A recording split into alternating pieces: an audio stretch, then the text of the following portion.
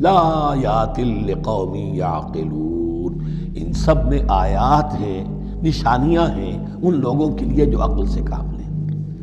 ان کو دیکھو اور ان کے خالق کو، مدبر کو پہچانو۔ آیات ہیں، اور ان کے آیات کے پہچاننے کا جو عملی نتیجہ نکلنا چاہیے، اور جس کو عام طور پر لوگ نہیں پہنچ پاتے جس تک، اب اگلی آیت میں اس کا تذکرہ ہے۔ نتیجہ تو نکلنا یہ چاہیے کہ پھر محبوب اللہ ہی ہو، شکر اسی کا ہو، اطاعت اسی کی ہو، عبادت اسی کی ہو۔ جب سورج میں کچھ نہیں، یہ تو اللہ نے اس کو بنایا ہے، یہ حرارت جو ہے اللہ نے دی ہے، چاند میں کچھ نہیں، ہوائیں چلانے والا کوئی وہی تو ہے۔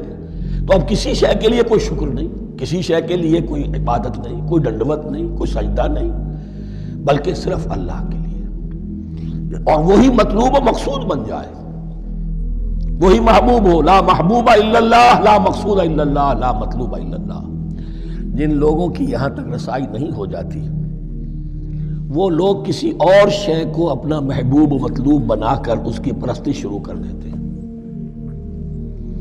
خدا تک نہیں پہنچے، اپنے نفسی کو معبود بنا لیا، جو یہ کہے کر رہے، معبود تو ہو گیا۔ ارأیت من اتخذ الہہ ہواہ، اپنے قوم کو معبود بنا لیا، قوم کی برتری کے لیے اور قوم کی سربلندی کے لیے جانے بھی دے رہے، وطن کو معبود بنا لیا۔ اس حقیقت کو علامہ اقبال نے سمجھا ہے، اس دور کا سب سے بڑا بت وطن ہے۔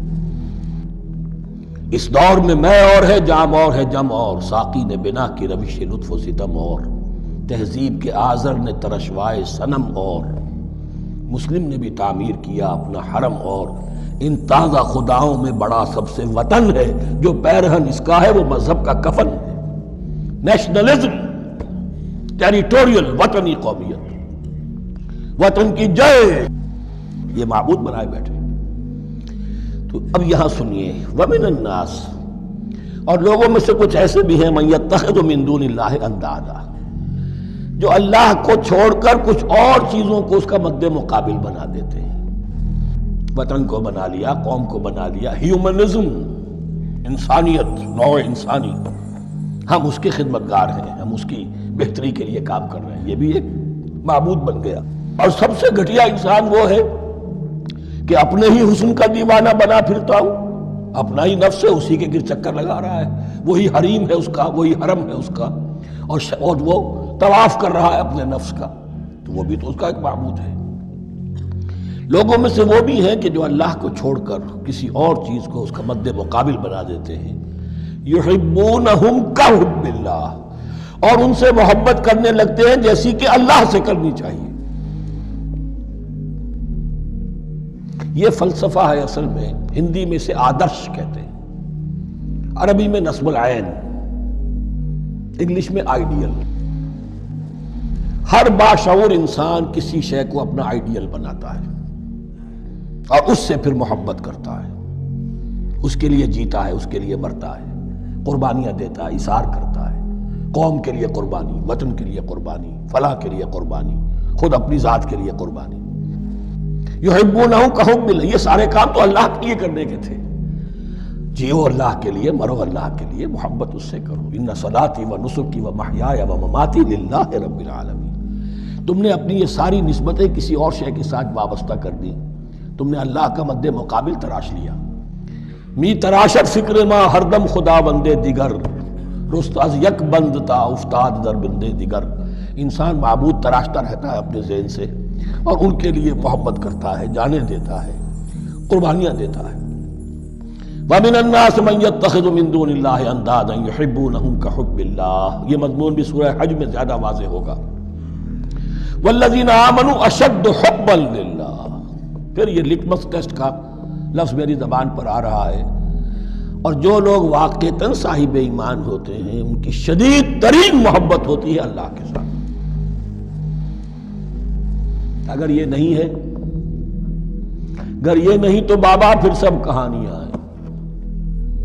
کوئی شے اللہ سے زیادہ محبوب ہو گئی وہ تمہاری معبود ہے، تم نے اللہ کو چھوڑ دیا، چاہے وہ دولت ہی ہے، تائس عبد الدینار و عبد الدرہم، ہلاک و برباد ہو جائے درہم و دینار کا بندہ۔ نام عبد الرحمن ہے، حقیقت میں عبد الدینار ہے۔ دینار آنا چاہیے، حرام سے آئے، حلال سے آئے، جائز سے آئے، ناجائز سے آئے، تو معبود اللہ نہیں ہے، معبود دینار ہے۔ ہندو نے یہ کیا کہ لکشمی دیوی کی ایک مورتی بنا کر پوجنا شروع کر دیا، یہ لکشمی دیوی اگر ذرا مہربان ہو جائے گی دولت آ جائے گی۔ ہم نے کہا ہٹاؤ اس درمیان کے لنک کو، سیدھے ہی دولت کو کیوں نہ پوجو، پیٹرو ڈالر کو پوجو، ڈالر کو پوجو، ترک وطن کرو، ماں باپ کو چھوڑو یہاں سسکتا ہوا کہ مر رہے ہیں اور کوئی ان کا بیٹا ان کی بیٹی ان کے پاس نہیں، کس لیے؟ ڈالر۔ کون معبود ہوا؟ وَمِنَ النَّاسِ مَن يَتَّخِذُ مِن دُونِ اللَّهِ أَندَادًا يُحِبُّونَهُم كَحُبِّ اللَّهِ وَالَّذِينَ آمَنُوا أَشَدُّ حُبًّا لِلَّهِ وَلَوْ يَرَى الَّذِينَ ظَلَمُوا إِذْ يَرَوْنَ الْعَذَابَ أَنَّ الْقُوَّةَ لِلَّهِ جَمِيعًا۔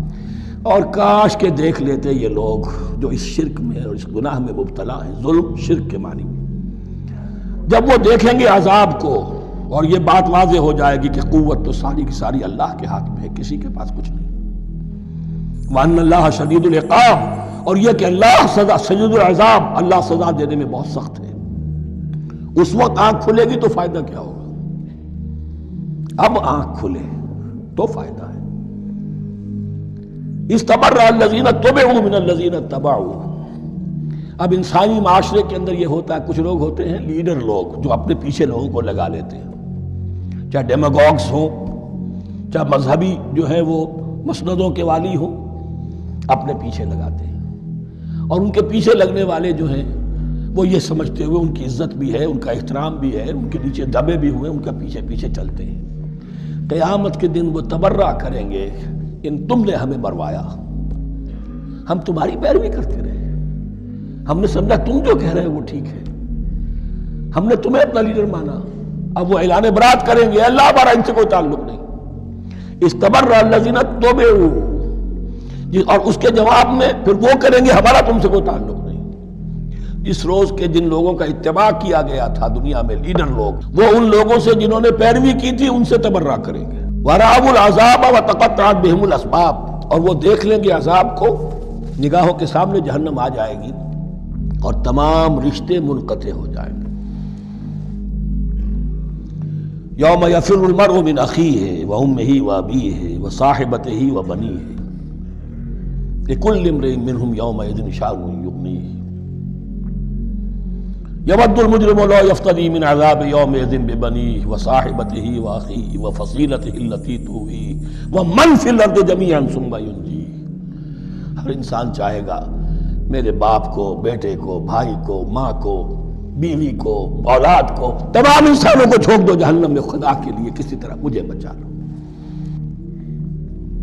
تقطعت بہم الاسباب، سارے رشتے منقطع ہو جائیں گے، جن رشتوں کی وجہ سے حرام کو حلال اور حلال کو حرام کر رہے ہو، جن کی دلجوئی کے لیے حرام کی کمائی کرتے ہو، جن کی دلجوئی کے لیے دین کے راستے سے آگے نہیں بڑھ رہے ہو، دین کے راستے میں بیوی ناراض نہ ہو جائے، گھر والے ناراض نہ ہو جائیں، تقطعت بہم الاسباب، یہ سارے رشتے یہیں تک کے لیے ختم ہو جائیں۔ وقال الذین اتبعوا، اور جو ان کے پیروکار تھے وہ کہیں گے لو ان لنا کرۃ، اگر کہیں ہمیں دنیا میں لوٹنا نصیب ہو جائے، فنتبرأ منہم کما تبرؤوا منا، تو ہم بھی ان سے اسی طرح برات کریں گے جیسے آج یہ ہم سے برات کر رہے ہیں۔ کذالک یریہم اللہ اعمالہم حسرات علیہم، اس طرح اللہ ان کو دکھائے گا ان کے اعمال حسرتیں بن جائیں گی، کاش کہ ہم نے سمجھا ہوتا، کاش کہ ہم نے ان کی پیروی نہ کی ہوتی، کاش کہ ہم نے ان کو اپنا لیڈر اور اپنا ہادی اور رہنما نہ مانا ہوتا۔ وما ہم بخارجین من النار، لیکن وہ اب آگ سے نکلنے والے نہیں ہوں گے۔ کیا کمی محسوس کی تم نے کہ دوسروں کی طرف چلے گئے؟ ہمیں بتاؤ نا، پتہ چل جائے تمہارے ایمان کا کہ تم اللہ کو کیا سمجھے بیٹھے۔ تمہارے خیال میں اللہ کو ایسے ہی گئی گزری ہستی ہے، معاذ اللہ معاذ اللہ، اس سے بڑا جلیل اور عظیم کون ہے؟ تبارک قسم رگا تارا جدو، اس کی شان بلند ہے، اس کا مرتبہ بلند ہے۔ تو آگے پھر جو آگ میں ڈالیں گے وہ ختم۔ یہی بات میرے علی آپ کے لیے آج کے درس میں کافی ہے کہ اللہ کو پہچانے، اللہ صحیح سمجھ میں آ گیا نا، سارے مسئلے حل ہو جائیں۔ کوئی دفتروں کی ضرورت نہیں، مناظروں واسوں کی ضرورت نہیں، اللہ کی صفات پہچان کہ ہر شے کو جاننے والا، ہر شے پر قادر، سب سے بڑا مہربان، سب سے زیادہ قریب، ایسے خدا کے ہوتے ہوئے اگر غیروں کی طرف رجوع کرتا کوئی بات نہیں۔ میں نے صبح درس پر لوگ بیٹھے تھے، کہا کہ ایک خوبصورت عورت کسی عالم دین کے پاس کی، تھانی چر رحمۃ اللہ علیہ بیان فرمایا، اس نے کہا میرا خاوند دوسری شادی کرنا چاہتا ہے، تو انہوں نے کیا حضرت نے کہ ٹھیک ہے، شریعت میں اس کو حق ہے کہ وہ دوسری شادی کرے۔ اب اس عورت نے کہا کہ حضرت دین اجازت نہیں دیتا، ورنہ میں اپنے چہرے سے نقاب اٹھا دوں، تو آپ خود کہیں گے کہ ایسی بیوی کے ہوتے ہوئے دوسری بیوی کا کیا سوال پیدا۔ جب اس نے کہا تو حضرت بے ہوش ہو، غشی تاری ہو گئی، بہت روئی۔ شاگردوں نے بعد میں پوچھا، اس نے کہا اس بچی کی بات نے توحید کا مسئلہ سمجھا۔ ایسے خدا کے ہوتے ہوئے جب دوسروں کی طرف لوگ جاتے ہیں، ایک عورت سوکن نہیں برداشت کر رہی کہ میں ایسی حسین اور میرے ہوتے دوسری لائے، تو خدا کیسے برداشت کرے کہ جب مجھ میں کوئی خامی ہر لحاظ سے لہو الاسباب ہوگا، مجھ میں کیا خامی دیکھی ہے نامرادوں نے کہ دوسری طرف روکیا، نہیں بخشے گا، اور ہر جرم بخش دے گا، یہ نہیں بخشے گا۔ فرمایا کہ دیکھو شرک نہیں کرنا، ہم سب گناہ جب چاہیں گے جس کے چاہیں گے معاف کر دیں گے، ایک شرک معاف نہیں کریں گے۔ فرمایا شرک کی ایک قسم بہت خطرناک ہے، اس کو اچھی طرح سے سمجھ لو۔ وَمِنَ النَّاسِ مَن يَتَّخِذُ مِن دُونِ اللَّهِ أَندَادًا، لوگوں میں سے کچھ ایسے ہیں جو اللہ کے ساتھ غیروں کو شریک ٹھہراتے ہیں۔ يُحِبُّونَهُمْ كَحُبِّ اللَّهِ، وہ غیروں سے لوگوں سے یوں پیار کرتے ہیں جیسے اللہ سے پیار کرنا چاہیے۔ وَالَّذِينَ آمَنُوا أَشَدُّ حُبًّا لِلَّهِ، اور وہ لوگ جو ایمان لائے ہوئے ہوتے ہیں ان کی محبت اللہ سے شدید ترین ہوتی ہے۔ معلوم ہوا کہ کسی اور چیز سے اتنی محبت کرنا جتنی کہ اللہ سے ہونی چاہیے شرک ہو گیا۔ اللہ کی محبت کے برابر کسی اور کی محبت کیوں آئے؟ وہ تو مقصود اول ہے، وہ محبوب حقیقی ہے، وہ ہمارا اصلی ہدف ہے، اسی کی طرف تو ہمیں لوٹ کے جانا ہے۔ محبت تو اسی سے ہی کرنی ہے، باقی وہی چاہتوں کا مرکز ہے، باقی جتنی چاہتے ہیں محبت ہیں اس کی محبت کے ذیل میں آئیں گی، اس کے تابع ہوں گی، ثانوی ہوں گی۔ فرمایا کہ کسی چیز سے ایسی محبت نہیں کرنی ہے کہ اللہ کی محبت کے برابر آنے لگے، وہ شرک ہو جائے گا، وہ معاف نہیں کروں گا۔ اور فرمایا کہ ہاں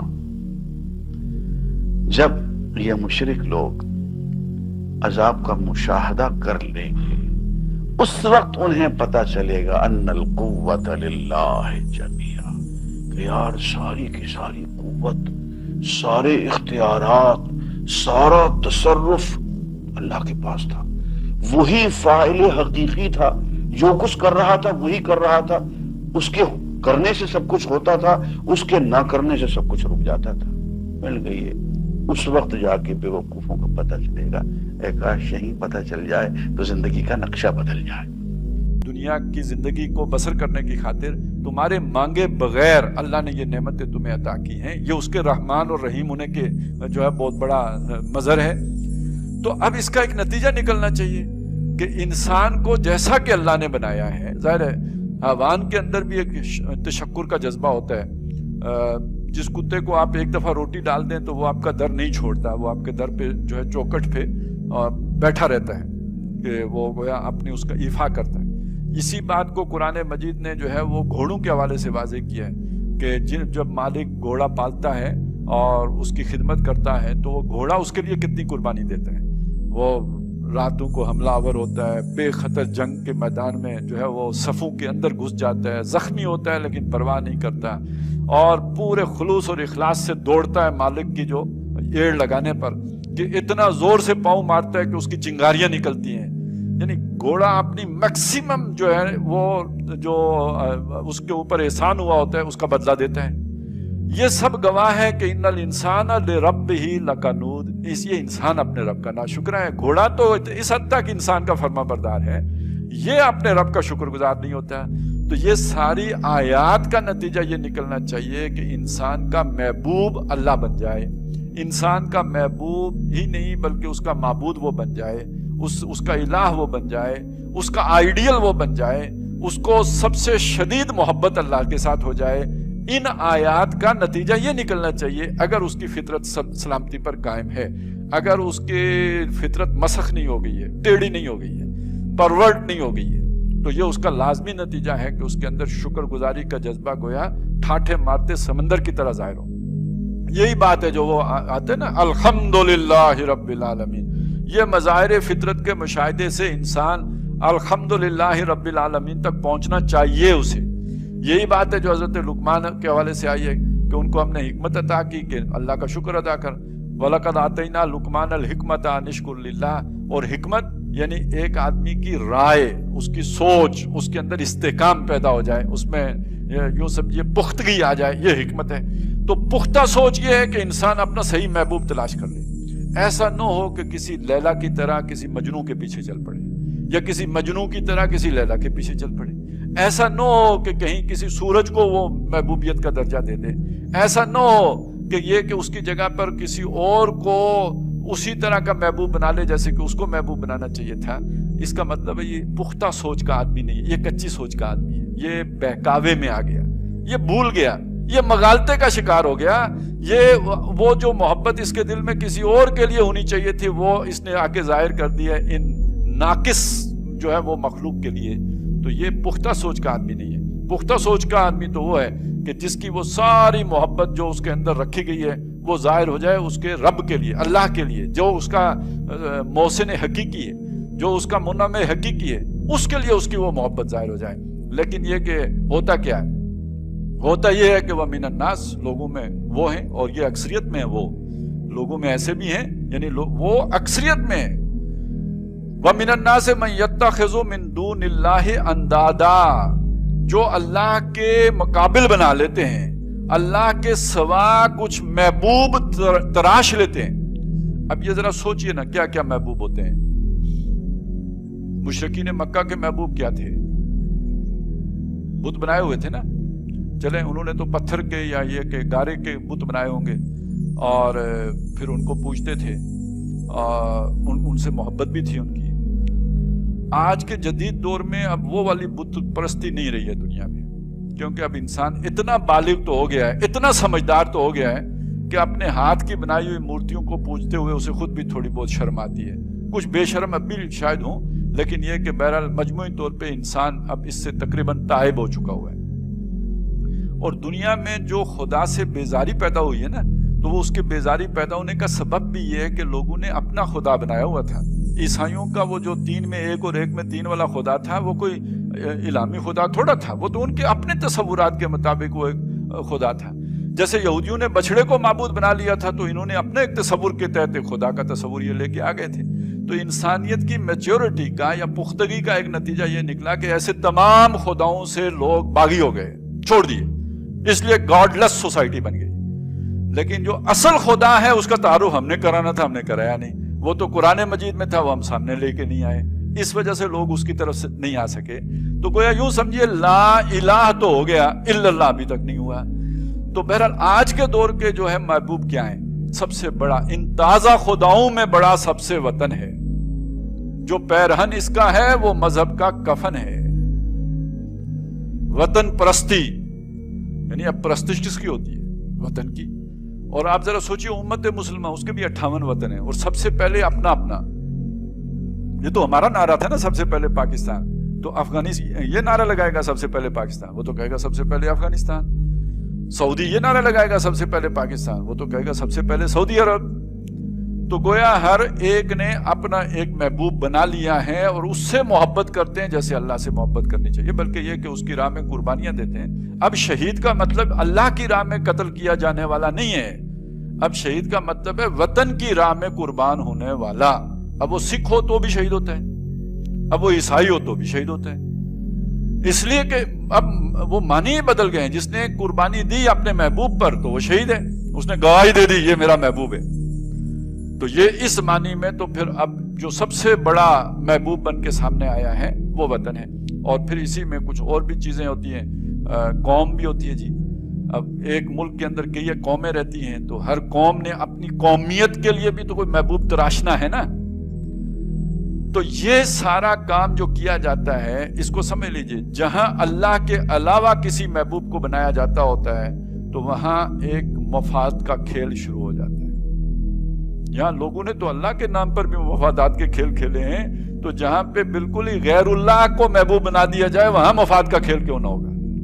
تو ہر محبوب کے کچھ پجاری ہوتے ہیں، پجاری نہیں، پجاری غلط بات ہے، ہر محبوب کے کچھ مچھندر ہوتے ہیں۔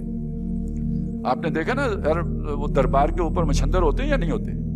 کہ جو آپ چڑھاوا چڑھائیں گے تو وہ جو صاحب قبر ہے وہ تو نہیں کھاتا، وہ اگر کوئی بڑا اللہ والا بھی ہے تو عند ربہم یرزقون، وہ تو اپنے رب کے پاس کھا رہا ہوتا ہے، آپ کے حلوے تو نہیں کھا رہا ہوتا ہے۔ یہ آپ کے حلوے کون ہڑپ کرتا ہے؟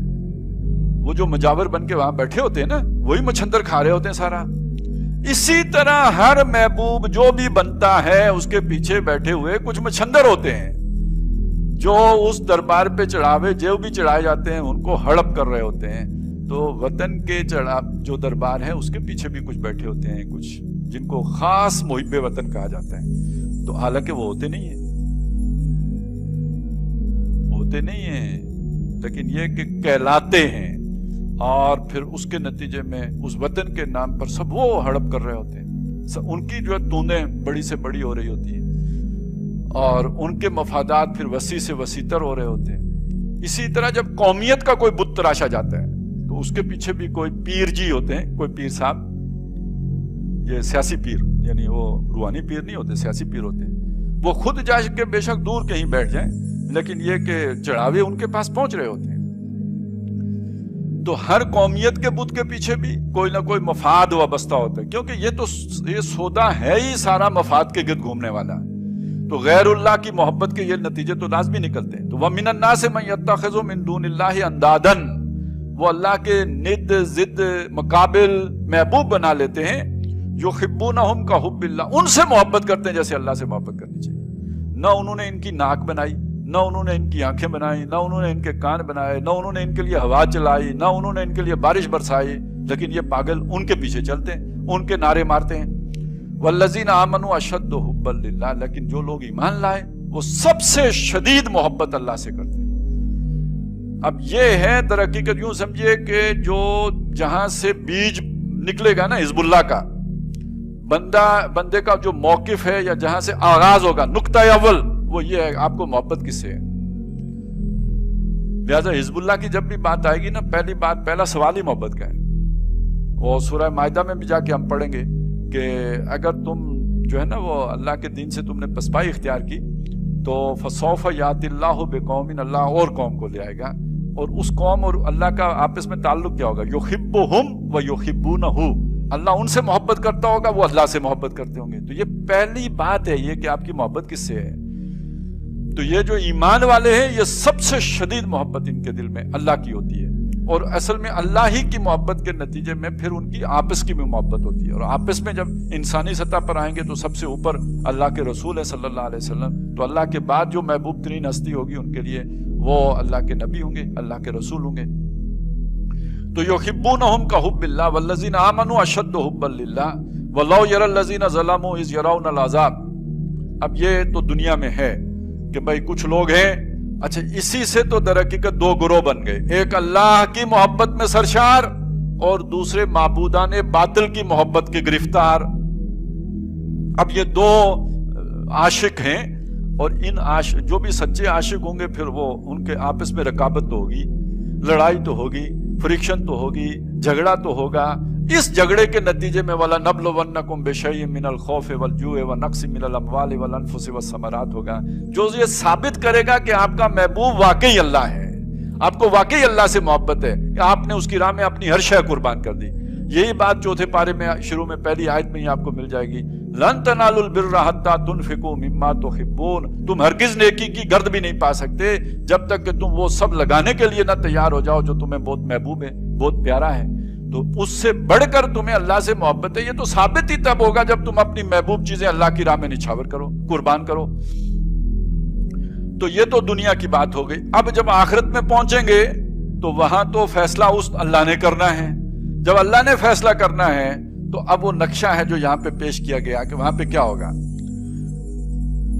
وَلَوْ يَرَى الَّذِينَ ظَلَمُوا، اور اگر دیکھ لیں یہ ظالم لوگ، اِذْ يَرَوْنَ الْعَذَابَ، جس وقت یہ دیکھیں گے عذاب کو، یعنی اس کو آج اپنے تصور میں لا کے دیکھ سکیں اسے کہ اللہ کے سامنے جب پیشی ہوگی تو کیا حال ہوگا۔ وَلَوْ يَرَى الَّذِينَ ظَلَمُوا اِذْ يَرَوْنَ الْعَذَابَ، अन्नल कुव्वत लिल्लाह जमीआ, तब इन्हें पता लगेगा कुव्वत तो सारी की सारी अल्लाह के पास है। ताकत का सरचश्मा ना हवा में ना मुहिब वतन हजरात हैं, बल्कि यह कि उसके वो तो सारी ताकत तो अल्लाह के पास है। फिरौन के पास भी नहीं, नमरूद के पास भी नहीं, अबू जहल के पास भी नहीं। ताकत का सरचश्मा दर हकीकत वो तो अल्लाह ही है। अन्नल कुव्वत लिल्लाह जमीआ। अच्छा, दुनिया में इस डर से भी तो उनकी बातें मानी जाती है ना कि भाई नुकसान पहुंच जाएगा, माल का, जान का, आबरू का, और ये कि नौकरी चली जाएगी, कारोबार का नुकसान हो जाएगा, वो कोई नया जो है FBI वालों का लेटर आ जाएगा, वैसे कई किस्म के मसले मसाइल पैदा हो सकते हैं। तो वहां पे तो सबसे ज्यादा ताकत तो फिर अल्लाह के पास है। ये ज़हन में रखना चाहिए ना कि ये तो इनकी ताकतें तो कुछ भी नहीं है, इनके मुकाबले में अल्लाह की ताकत सबसे कवी है। वअन्न अल्लाह शदीदुल अज़ाब, और इनका अजाब क्या अजाब है, और इनकी तरफ से लाई हुई मुसीबतें क्या मुसीबतें हैं। अल्लाह ताला है जो सबसे ज्यादा सख्त अजाब दे सकता है, जो सबसे ज्यादा सख्त सजा दे सकता है, जो सबसे ज्यादा बड़ी मुसीबत में गिरफ्तार कर सकता है। तो तब तो मालूम हो जाएगा। लेकिन आज जो वक्ती वो नकदी है, उसकी बुनियाद पर ये गलत फैसला करके उनको महबूब बना लेते हैं जो कमजोर हैं, जिनके पास ताकत उस तरह की नहीं है जैसी ताकत अल्लाह के पास है। इस तबर्रा अल्लज़ीना तुबिउ मिनल्लज़ीना तबउ, जब तबर्रा करेंगे, ऐलान ला ताल्लुकी और ऐलान बेजारी करेंगे। यानी दुनिया में बड़ा मजबूत रिश्ता होता है ये मोहब्बत का रिश्ता, बहुत मजबूत रिश्ता।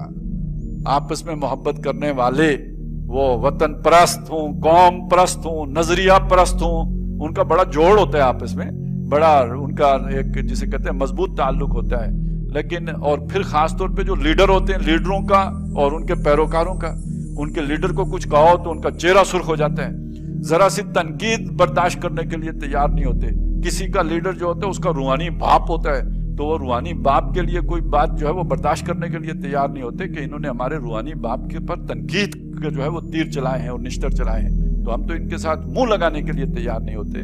तो ये इतनी गैरत होती है अपने लीडरों की। और लीडर कौन से? झूठे लीडर, लीडर कौन से? फराडी लीडर, लीडर कौन से? बददियानत लीडर, गद्दार लीडर। लेकिन ये कि उनके लिए गैरत बड़ी दिखाएंगे। वहां क्या होगा? वहां इस तबर्रा अल्लज़ीना तुबिउ, जिनकी पैरवी की गई है वो ला ताल्लुकी का इज़हार कर देंगे, मिनल्लज़ीना तबउ, उन लोगों की जो उनके पैरोकार थे, पैरवी करने वालों से। दुनिया में तो उनका बड़ा मजबूत रिश्ता था, लेकिन वहां जाके असल में होगा यही ना कि ये फिर रूहानी बापू से कहेंगे कि अब्बा जी निक्के नू तो नाल जन्नती ले चलो, तो लेकिन वहां पे मसला नहीं माना जाएगा। और अब वो उल्टा मुसीबत में पड़ जाएगा, वो तो खुद गिरफ्तार है, ऊपर से निका भी आ गया, तो वो कहेगा पा तू केड़ा, मैं नहीं जानता तुम्हें, मैं तो सगे को भी नहीं पहचानने के लिए इस वक्त यार, तू कहां से नाजिल हो गया मेरा रूहानी पुत्र, तो मुझे तुम्हारे साथ कोई लेना देना नहीं है। इस तबर्रा अल्लज़ीना तुबिउ मिनल्लज़ीना तबउ वराउल अज़ाब, ये देख लेंगे फिर अजाब को, सामने नजर आ रहा होगा अपना इंजाम। व तक़त्तअत बिहिमुल अस्बाब, और इनके आपस के ताल्लुक मुनक़ते हो जाएंगे। वो जो एक दुनिया का मफाद का ताल्लुक था ना, वो खत्म हो जाएगा। वो मैं तुम्हें हाजी कहूं, तुम मुझे मुल्ला कहो, तो वो ताल्लुक अब यहाँ पे मुनक़ते हो गया। वक़ाल अल्लज़ीना तबउ, अब वो सादा लो अबलाए जन्नत पैरोकार वो कहेंगे, लौ अन्न लना कर्रतन, अगर हमें एक मौका मिल जाए, यानी वापस दुनिया में जाने का, फनतबर्रा मिनहुम कमा तबर्राउ मिन्ना, तो हम उनसे इसी तरह इज़हार ला ताल्लुकी करें जैसे यहाँ इन्होंने हमसे इज़हार ला ताल्लुकी कर दिया है, फिर हम इनके पीछे नहीं चलेंगे। दुनिया में उनके खूब फॉलोइंग की है, उनके लिए बड़ी कुर्बानियां दी हैं, ज़ाहिर जो कुर्बानियां अल्लाह के लिए देनी थी वो इनके लिए दी हैं, लेकिन अब वहां पे जाके ख्वाहिश करेंगे कि काश वापस दुनिया में जाने का मौका मिले, तो हम इनके मुंह नहीं लगेंगे, हम इनसे ला ताल्लुकी इख्तियार करेंगे। लेकिन जाहिर है वो तो इम्तिहान तो हो चुका, अब वापस जाने का मौका नहीं है। कज़ालिका युरीहिमुल्लाहु अमालहुम हसरातिन अलैहिम, यूं हम उनको दिखाएंगे उनके अमाल, यूं अल्लाह ताला उनको दिखाएगा उनके अमाल, उन पर हसरत बनाकर, अफसोस बनाकर उन्हें दिखाएगा। यानी दुनिया में जिन अमाल पर फख्र करते थे, मैंने अपनी पार्टी के लिए ये कुर्बानी दी है और मैंने अपने लीडर के लिए ये किया और वो किया है, वहां वो शय हसरत बन जाएगी कि मैंने क्यों किया ये। हसरातिन अलैहिम वमा हुम बिखारिजीन मिनन नार, ना लीडर ना उनके पीछे चलने वाले फॉलोअर्स وہ اب آگ سے نکلنے والے نہیں ہوں گے. اب دیکھیے فیصلہ کن بات کیا ہوئی, محبوب کون تھا؟ اگر محبوب اللہ کے علاوہ کوئی تھا تو پھر اس کا نتیجہ یہ نکلنا ہے. مگر وحدت خداوندی پر دلالت کرنے والے ان کھلے کھلے آثار کے ہوتے ہوئے بھی کچھ لوگ ایسے ہیں جو اللہ کے سوا دوسروں کو اس کا ہمسر اور مد مقابل بناتے ہیں، اور ان کے ایسے گرویدہ ہیں جیسے اللہ کے ساتھ گرویدگی ہونی چاہیے، حالانکہ ایمان رکھنے والے لوگ سب سے بڑھ کر اللہ کو محبوب رکھتے ہیں۔ کاش جو کچھ عذاب کو سامنے دیکھ کر انہیں سوچنے والا ہے وہ آج ہی ان ظالموں کو سوچ جائے کہ ساری طاقتیں اور سارے اختیارات اللہ ہی کے قبضے میں ہیں، اور یہ کہ اللہ سزا دینے میں بھی بہت سخت ہے۔ کچھ لوگ ایسے ہیں جو اللہ کے سوا دوسروں کو اس کا ہمسر اور مد مقابل بناتے ہیں، یعنی خدائی کی جو صفات اللہ کے لیے خاص ہیں ان میں سے بعض کو دوسروں کی طرف منسوب کرتے ہیں، اور خدا ہونے کی حیثیت سے بندوں پر اللہ تعالیٰ کے جو حقوق ہیں وہ سب یا ان میں سے بعض حقوق یہ لوگ ان دوسرے بناوٹی معبودوں کو ادا کرتے ہیں۔ مثلا سلسلہ اسباب پر حکمرانی، حاجت روائی، مشکل کشائی، فریاد رسی، دعائیں سننا اور غیب و شہادت ہر چیز سے واقف ہونا، یہ سب اللہ کی مخصوص صفات ہیں، اور یہ صرف اللہ ہی کا حق ہے کہ بندے اسی کو مقتدر اعلیٰ مانیں، اسی کے آگے اطراف بندگی میں سر جھکائیں، اسی کی طرف اپنی حاجتوں میں رجوع کریں، اسی کو مدد کے لیے پکاریں، اسی پر بھروسہ کریں، اسی سے امیدیں وابستہ کریں اور اسی سے ظاہر و باطن میں ڈریں۔ اسی طرح مالک الملک ہونے کی حیثیت سے یہ منصب بھی اللہ ہی کا ہے کہ اپنی رعیت کے لیے حلال و حرام کی حدود مقرر کرے، ان کے فرائض و حقوق معین کرے، ان کو امر و نہی کے احکام دے، اور انہیں یہ بتائے کہ اس کی دی ہوئی قوتوں اور اس کے بخشے ہوئے وسائل کو وہ کس طرح کن کاموں میں کن مقاصد کے لیے استعمال کریں۔ اور یہ صرف اللہ کا حق ہے کہ بندے اس کی حاکمیت تسلیم کریں، اس کے حکم کو منبع قانون مانیں، اسی کو امر و نہی کا مختار سمجھیں، اپنی زندگی کے معاملات میں اس کے فرمان کو فیصلہ کن قرار دیں اور ہدایت و رہنمائی کے لیے اسی کی طرف رجوع کریں۔ جو شخص خدا کی ان صفات میں سے کسی صفت کو بھی کسی دوسرے کی طرف منسوب کرتا ہے اور اس کے ان حقوق میں سے کوئی ایک حق بھی کسی دوسرے کو دیتا ہے، وہ دراصل اسے خدا کا مد مقابل اور ہمسر بناتا ہے۔ اور اسی طرح جو شخص یا جو ادارہ ان صفات میں سے کسی صفت کا مدعی ہو اور ان حقوق میں سے کسی حق کا انسانوں سے مطالبہ کرتا ہو، وہ بھی دراصل خدا کا مد مقابل اور ہمسر بنتا ہے، خواہ زبان سے خدائی کا دعویٰ کرے یا نہ کرے۔ ایمان رکھنے والے لوگ سب سے بڑھ کر اللہ کو محبوب رکھتے ہیں، یعنی ایمان کا اقتضا یہ ہے کہ آدمی کے لیے اللہ کی رضا ہر دوسرے کی رضا پر مقدم ہو، اور کسی چیز کی محبت بھی انسان کے دل میں یہ مرتبہ اور مقام حاصل نہ کر لے کہ وہ اللہ کی محبت پر اسے قربان نہ کر سکتا ہو۔